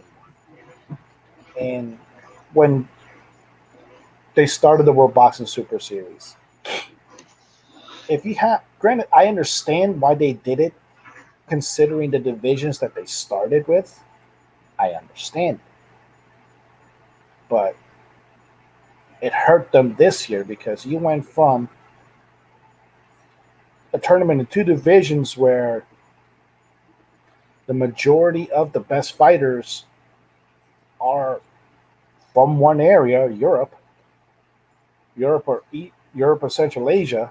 So you focused a lot of your marketing, a lot of what you were planning as far as marketing to that area, while being dismissive of other avenues of revenue, like going into the U.S., going to Latin America, to keep this sustained. Because now you put yourself into two divisions where the best are from all over the place. Like, okay, you had somebody from the UK, Ryan Burnett. You have Donito Donaire from the Philippines. You obviously have now Inoue from Japan. And then in the junior lightweight division, you had Ivor Voranchik, Eastern European. Regis Prograis, the US, Josh Taylor, UK. They're all over the place. This is the flaw, unfortunately, just focusing on one area of the world. It comes to bite you when the next thing you want to do is a little bit more varied as far as location, as far as locale, as far as the appeal.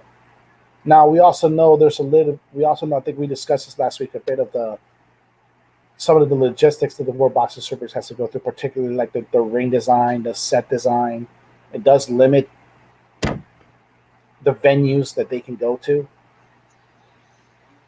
But they have to do it. You can't have something falter like this when athletically, from an athletic point of view, from a purely sporting point of view, you could call this a success because it has forced a lot of divisions and a lot of fighters who probably otherwise would have probably avoided each other for purely business reasons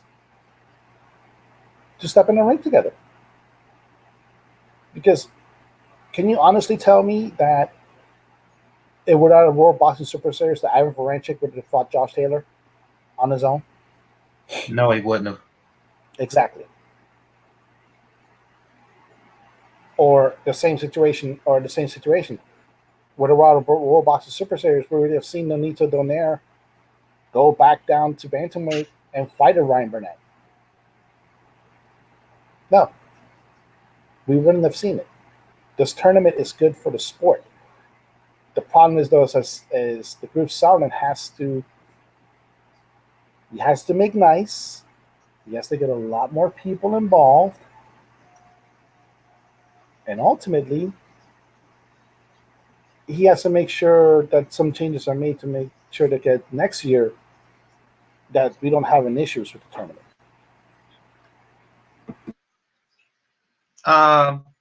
Two more notes that I didn't put in the docket. I was late sending the docket out this evening. Quick reactions to the fact that not Canelo, but Triple G is going to fight Derenchenko for the vacant IBF belt in October. I think October the 5th. And it looks to be a very, very good light heavyweight contest. It looks like Kovalev is going to fight Bertabiev also in October in Philadelphia. Your reaction, anybody who wants to respond, your reaction quickly to those two fights. Glad they're on the books. Look forward to it. Especially the Gvozdyk better be a fight. That's going to be a dandy.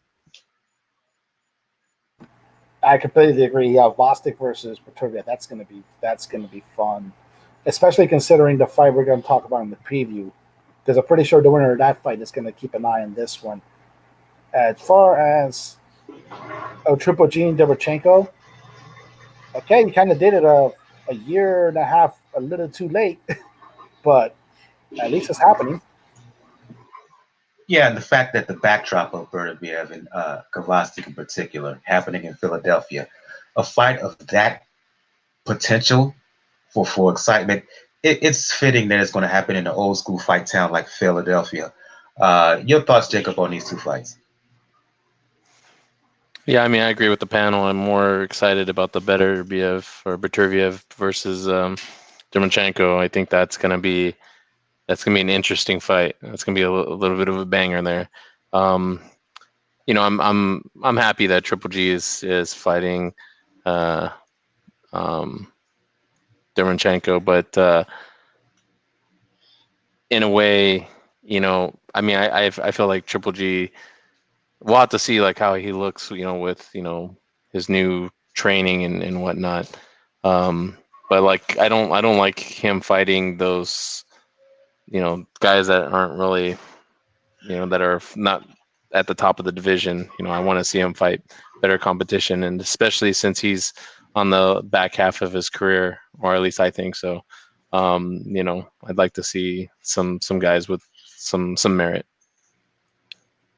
Oh, let's get to these fight previews here. Going to start off in Russia as Sergey Kovalev will defend his light heavyweight title um, against number one, his WBO light heavyweight title against number one contender Anthony Yarde. It took a while for this fight to happen, uh, in large part because ongoing swirling rumors about a fight between Kovalev and Triple G. The fight was on for a certain date, then it was off. It's finally going to happen this weekend. You can see it on ESPN Plus. I want to say 2:30, 3:30 Eastern for those here in the US. I'm going back to you, Jacob. Your thoughts on this fight? This is a very interesting fight. I didn't think, even though Kovalev won his last fight against Alvarez, I didn't think he looked that great. I think he looks he looks like a way different fighter than when he was dominant, and I think he's definitely beatable. Yarde is interesting because he's an up and comer.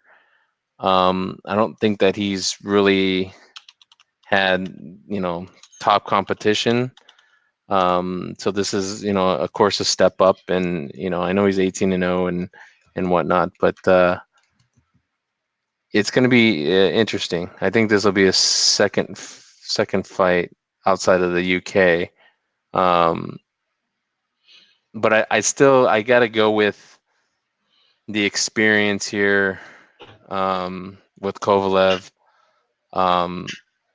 He's lost 3 times, but it's all been to Andre Ward was one of the all-time best twice, and then to Alvarez, who's a pretty good fighter in his own right. So I Yard could do some things, but I think Kovalev being with Buddy McGirt, hopefully he'll get a little bit more adjusted. Like I think Daniel likes to say, like usually it's like 3 fights in, you'll kind of see the what that pairing does. But I'm gonna go with a Kovalev decision. But hopefully we'll see some adversity from both guys and see how they deal with it. Your thoughts, Daniel? And it's an interesting fight just for the very point that Jacob mentioned to me. Like this is I think the second major fight that Kovalev and Buddy McGirt are going to have together, and I want to see if that style, that's Kovalev, as that aura of the crusher has dissipated, if he's going to be able to still keep building that unfavorable ground against somebody like Anthony Yarde. And not with Anthony Yarde, like he's a good fighter, right? He does have a decent record. Although I do see Mike, in your case that you say Buatsi would probably be the better light heavyweight coming out of the UK between the top two prospects. But it's a good test for him as Yarde. It's about time that they actually start testing him really against world caliber fighters, and obviously Kovalev is a world caliber fighter. But I do lean more towards Kovalev because he does have a lot more experience overall, and with Buddy McGurk, he's probably working a lot more in the variance of his arsenal rather than just blowing through trying to get him forward. He's shown a lot of versatility in the rematch with Alvarez, and hopefully he continues to grow. So I see him winning, and then you can have the arguments of Buatsi versus Yarde in the UK. Gail? Yeah, I think that's virtually impossible to go against Kovalev. I mean, we're all talking like this is a 50-50 fight, and he's still rated the number one light heavyweight in the division, despite issues out of the ring, despite having lost in a spectacular way to Eliader Alvarez. But he got his revenge. He showed that he's got some discipline. The question is, which version of Kovalev are we going to see? Is he going to apply the discipline? Has he been training in the way necessary to make sure that he doesn't run into a buzzsaw? He doesn't make mistakes. He doesn't get distracted. I think fighting away from where his problems have taken place is going to help. I've been, I've noted that as significant as a fight as this could be, there's been very little buildup. There's been very little media. There's been no media workout. I get it. He's in Russia. We're not seeing a lot of promotional materials generated. It's almost as if this fight is purposely being kept carefully under the radar. On the one hand, you want to promote the fight, but in Russia, it really promotes itself. He's fighting in his hometown. What the hell else is there to do in Sherblink, Russia, or wherever the hell it is? And it's almost like, let's get him through this under the radar. Let him do what he needs to do so we can then take the next step forward. I do think he'll win. I think he'll win by late stoppage. And another guy, very interesting prognostication, is picking him by late stoppage, and that's Andre Ward. Andre Ward thinks he'll win too. That carries a lot of weight with me, because that's a guy that's been in the ring for 12 rounds with, or or 12 rounds. 19 rounds? 18, 20, right. Do the math, late. But, there's probably nobody that knows Kovalev in the ring better than Andre Ward, and Andre Ward thinks he's going to win. And I think we can take that to the bank. Call me crazy here because of all the distractions for Kovalev inside and outside of the ring. We know where he's vulnerable. His chin is not the greatest, and it's known now. If you don't know it by now, you've been sleeping at the wheel, that he can't take body shots. He's 36 years old. For Yarde, I don't think Yarde is going to win a decision. He has to win by stoppage. I think he's going to win by stoppage. I personally think look. Everything says that Kovalev should win this fight. He has far more experience. He's been through the rough seas. But you mentioned it, Gail. This fight has been low key. Not a lot of media coverage. There's an eerie feeling going on here. There's something eerie going on about this fight. There's also the fact that it's in Russia, and if you guys remember the last fight that Kovalev had in Russia against Chilimba, he didn't perform that well. He struggled. I think Yarde is going to catch him early with power. He's going to hurt Kovalev. He's going to keep Kovalev hurt. It could be mid to late round stoppage. I don't know what round, but I think that Yarde, in spite of his experience, um, he's going to find a way to get to Kovalev, and he's going to stop him. Uh, I get that feeling. Does that mean that Yarde is the best light heavyweight in the world? No, because I've had other discussions. I have this discussion with other folks about Anthony Yarde, and personally, I think if this was Bivol would box his shoes off. I think Bivol is that good from a skills perspective. Uh, Berbiev, you don't want to fight with that dude. He's too powerful. I mean, look, shoot. Usyk, I've only seen him hurt once. I've only seen him hurt a couple of times. That was by Berbiev as amateurs. He had Usyk badly hurt on 2 occasions at least. Berbiev is that powerful of a hitter despite of his defensive flaws. But in spite of the skill of Kovalev, in spite of the power of Kovalev, to me, this is a 36-year-old Kovalev who's been dealing with distractions. I think it's the right time for Anthony Yarde to catch him. And I think he's going to catch him. And I think he's going to stop him. I just think he's going to stop him. Your reaction, folks?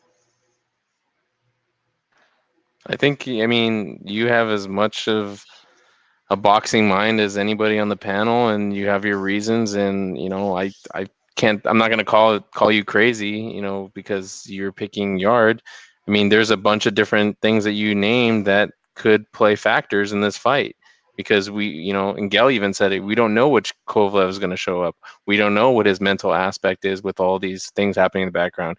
His last fight in Russia wasn't great. Like there's all these factors, but that's why we want to see the fights, right? Because we don't know what's going to happen. So and again, Daniel, I think alluded to it earlier that it's been the year of the upset. So I don't think you're crazy for making that pick, and I respect that.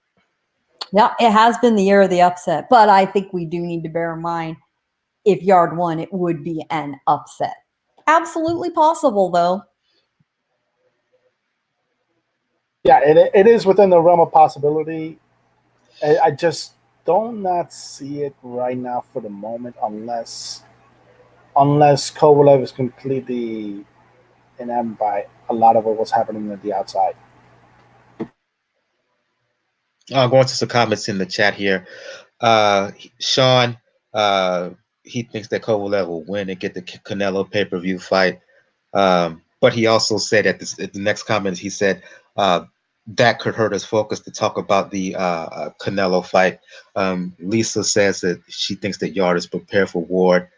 Sean said that everybody struggles with Chilemba. Lisa said that Yarde is very relaxed. The luggage, no hot water, I don't know. She says that we don't have a measuring stick to determine how Yarde deals with adversity. True, but again, I like the fact that Sean just said here, he said, yeah, Yarde is a blank stare, so this could go either way based on skill set. Kovalev should win. And I agree with you, Sean. If this was just based on skill set, you would have to give the advantage to Kovalev, but there are other ancillary mitigating factors here. And I just get this eerie feeling. I like the fact that Yarde has been relatively quiet throughout the whole process. You heard his trainer Tunde talk a whole lot, but the fighter himself, he's been very even keeled. I like that when a guy, particularly a young and up and coming fighter, is getting ready for his first world title opportunity. To me, that says he's not scared. I don't think he's scared from a mental standpoint, psychological standpoint. He knows what he's dealing with going to Russia, and I think he's as prepared as he can be for this fight. And because of his physical strength, because of his power, because of Kovalev's weaknesses in terms of punch resistance or lack thereof, plus the age, plus the distractions inside and outside of the ring. Again, I just think that he's vulnerable and ripe and ready to be defeated here. And Yarde and Tunde, they know what they have to do. They know they have to find Kovalev with power to the head and body, and they will find a way to do that, and they will find a way to stop him. Let's move on to some other fights here. One final comment from Sean. He says, "Yeah, I won't be surprised if Yarde stop Kovalev. Outgoing team would bring him a lot to the 175-pound division." I agree with that. Another fight here we're going to talk about is going to happen in Mexico on the same Saturday. The Kovalev Yarde fighting is happening Saturday afternoon U.S. time. Later on the zone, you got Juan Francisco Estrada, one of the best fighters in the world that people don't really know about unless you're a hardcore head. Estrada is going to be fighting a fighter by the name of Beamon, U.S. fighter by the name of Beamon from my neck of the woods, from the Carolinas. The fight is going to happen in Mexico. The interesting thing here is, Gail, is that Beamon, though he's from the U.S., his last 6 fights have been in Mexico.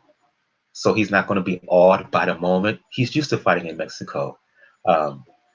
Based on what I've seen of him on YouTube, he looks in outstanding shape. He looks to be in outstanding condition. He's physically strong. He's aggressive. His nickname is weird. His nickname is like Mr. Don't Run or Mr. Don't Run Away. One of the more funny nicknames in the sport. The problem is, in spite of the comfort level of fighting in Mexico, I think he's better than people. I think he's better than advertised. But the issue is, Gail, he's running into an Estrada who's one of the best fighters in the world, one of the more skilled and adept fighters in the world. And because Beamon likes to come forward and is aggressive, that plays right into Estrada and what he likes to do. He's a very, very good counterpuncher to head and body. I think Beamon will leave openings for Estrada to box Beamon all night long. It'll go the distance. I think Estrada will have his tough moments in there against the strong Beamon, but Gallo is elite in my opinion, and just from a skill set alone, his experience, it will be too much for one Mr. Beamon. Beamon's made to order for Estrada, and the fans will certainly get their money's worth, and it is well worth watching. Does he have a chance? Well, statistically, they all have a chance. But Estrada is such a fine performer. He knows how to win. He knows how to exploit weakness. He'll bang. He'll bang when he wants to, but he doesn't have to. I think Beamon will come right in front of him. He'll present a target. I don't think he'll embarrass himself. I really do think it's a good matchup from an entertainment point of view. Props to him for being willing to step up and take the fight. But it's a hometown fight. You know, everybody knows how the cards are being dealt here. No shame in losing to Estrada, that's for sure. If he puts on a good effort, and doesn't embarrass himself, it can only improve his prospects going forward. You survive in the ring with a guy like Estrada. I mean, there are a lot of better men than him that haven't been able to do it. So it should be a fun fight to watch. And Estrada is just wildly talented. Sean says in the chat that this fight between Estrada and Beamon is similar in his opinion to he said he feels that Beamon is a similar opponent to GGG's fight with Steve Rolls. I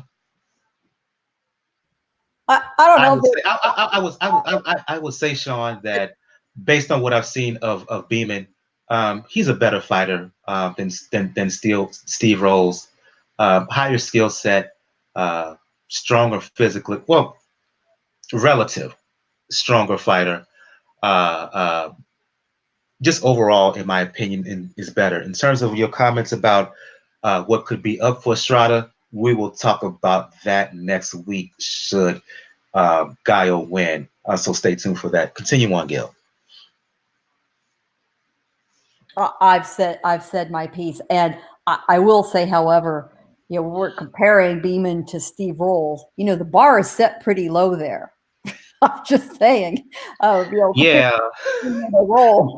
younger, stronger. I think he has more passion and more vigor. He's going to come to fight. He's going to bring the action. I don't think he'll win, but he's going to bring the action. Yeah, He's determined. He's up for this, he's a go out on his shield kind of and guy. he's not scared. And he's not scared. Yeah, and a guy that's been willing to fight in Mexico, as an American, that's a little about his mindset too, right there. So we're in for a good time. Before I go to Daniel Jacob, he had to dip out, and I just want to give a quick word. If you want to talk boxing or movies with Jacob, because Jacob is a semi-regular on the Wrong Reel movie podcast, you can check out his boxing work on jabhookboxing.com, and you can follow him on Twitter or at JRATM, JRATM on Twitter. I'll go to you, Daniel. Your thoughts on Gallo's fight with Dwayne Beamon?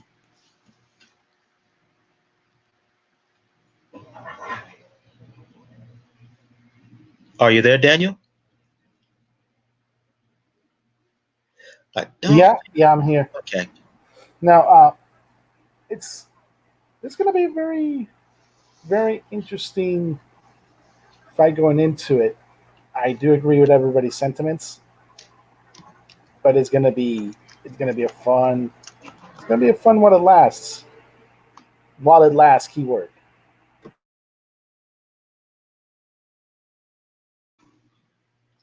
Okay. Last fight of the evening we're going to talk about here. Fight at the flyweight division. I'll go to you, Daniel. Kosei Tanaka. We talked about how Estrada is one of the best fighters of the world. So is Tanaka, three-time, three-division world champion at age 24. Um, Outstanding skill set.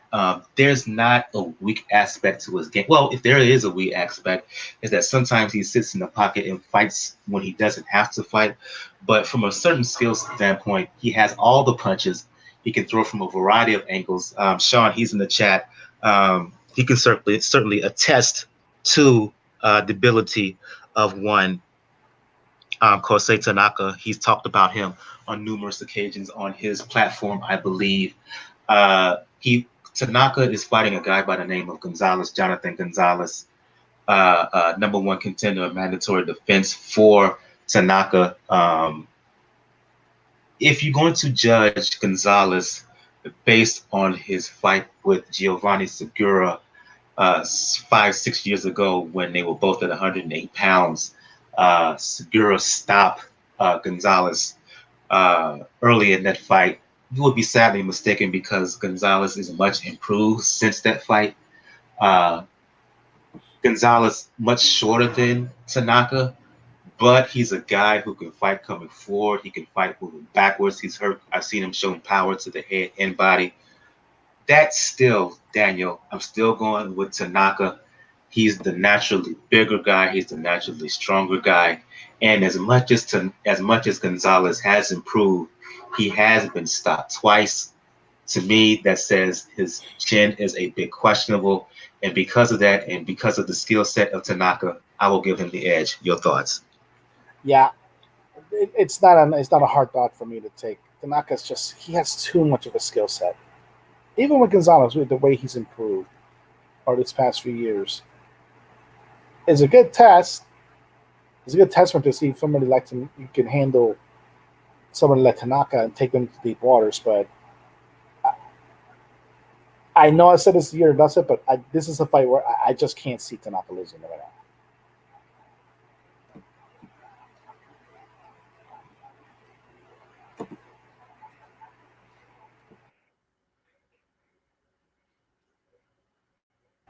Your thoughts, Gail? Yeah, sorry, I was on mute. I had to step out for a minute. Your thoughts, Gail? Yeah, absolutely agree, Daniel. Tanaka is class all the way. Gonzalez will present him a target. A lot like the fight we were just talking about. This is a fight to showcase the champion fighter. But I think Gonzalez will also make a very good accounting for himself. He won't be embarrassed by it. He'll get tremendous respect for taking this on, doing his best. long as he isn't blown out, these are the kind of fights too where guys learn from a loss and carry on. Here's a stat though about Gonzalez that's always entertained me. Gonzalez's debut fight was against Jonathan Gonzalez. Yep, 2 guys in the ring, same name. Oh my God, I forgot about that. Yeah, that does not happen very often. A long time ago, at True Fact, the other Jonathan Gonzalez had a very brief little local career in Puerto Rico and bowed out some time ago. But can you imagine you go in the ring and your debut pro fight, you're fighting a guy with the same name. We have a lot of Garcia versus Garcia and Ramirez versus Ramirez kind of stuff, but not the whole name. So southpaw, and he at 28 has had a very busy, very respectable career. But yeah, Tanaka takes him out.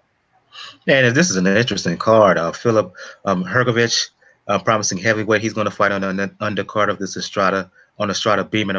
I'm going back to that right quick to highlight the undercard. Philip Hergovich is going to fight on the undercard of Estrada Beamon. Liam Smith, Joan O'Carroll. So yeah, it's an interesting undercard that's going to be on this on in Mexico.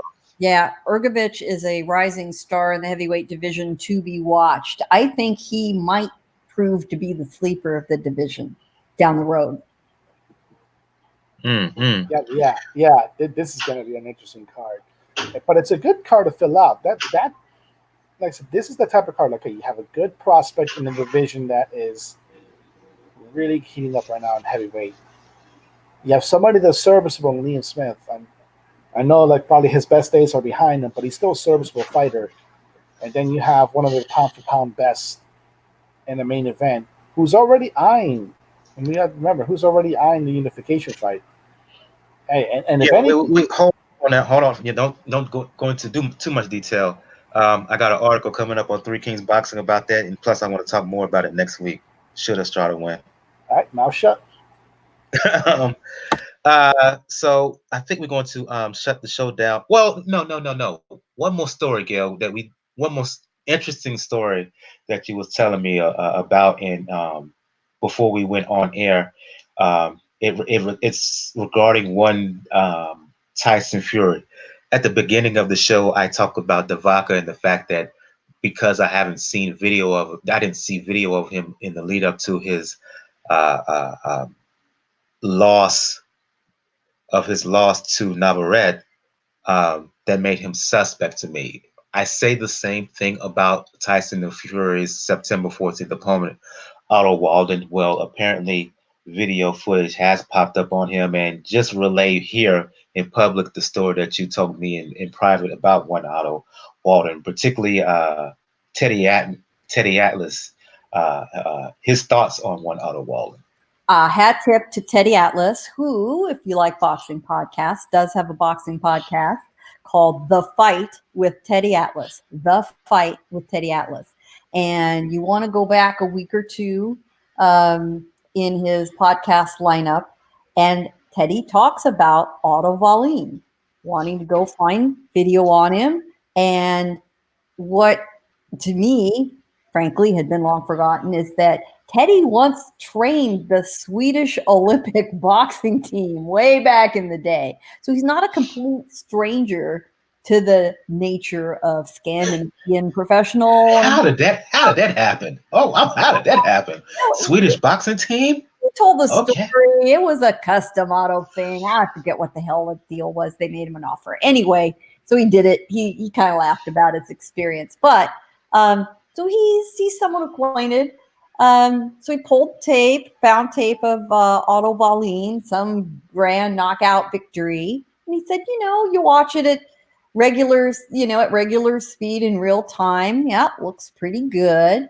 But this is the instinct of somebody who's been around a long time. He decided, I need to look at this frame by frame a lot more closely. Turns out the so-called knockout punch doesn't even land.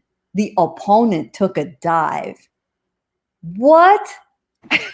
Yeah, okay, I expect that in entertainment style wrestling, maybe in soccer, but all the laughing we do and the talk about guys taking a dive in boxing, yeah, there might be guys willing to go down on a punch a little too eagerly, but they at least get hit, right? So I would encourage you to go look for that podcast on YouTube, The Fight with Teddy Atlas, easy to find. In fact, I think there is an excerpted version that just has the Otto Wallin discussion, 15 minutes worth or so. And Atlas just rips him up and down good as an opponent. So the equivalent of Deontay Wilder's fight with Malik Scott. Oh God. Probably worse. Yeah, he's irritated about yeah. First you had Tom Schwartz. Okay, that was bad enough, and he also had dissected him pre-fight quite well for his flaws. Now you've got Otto Wallin, and he just threw up his hands in disgust, and he really does let him have it. So everybody knows what they're going to get here. Buyer beware. It's a brilliant move for Fury to take that vacated Mexican Independence Day weekend date. I guarantee you he is going to walk out in a sombrero, in a poncho, or something like that, or maybe goes the vaquero route. I don't know. I wouldn't be surprised if he walks out to Canelo's classic Mexican walkout song. I bet anything he does something crazy like that. And he's just there to build a fan base, give folks somewhere to go. Me, I'm going to stay in Southern California and see Jaime Munguia at StubHub, Dignity Dog Park, or whatever the hell they call that thing. Home Depot. StubHub. It's StubHub till the day I die. And yeah, right. But you're in Vegas. You want to spend money. You want to get drunk, go see a fight. Be my guest. Whatever. I just have to get that story before we start to shut things down. I want to thank everybody who joined us in the chat. Sean, Lisa, who else? Sean, Lisa. Let me scroll up right quick. Give me a second. Yassine, Olaf. I want to thank all of them for joining us live, listening to us live, and want to thank their commentary as well. Even if we disagree, I'm not against that.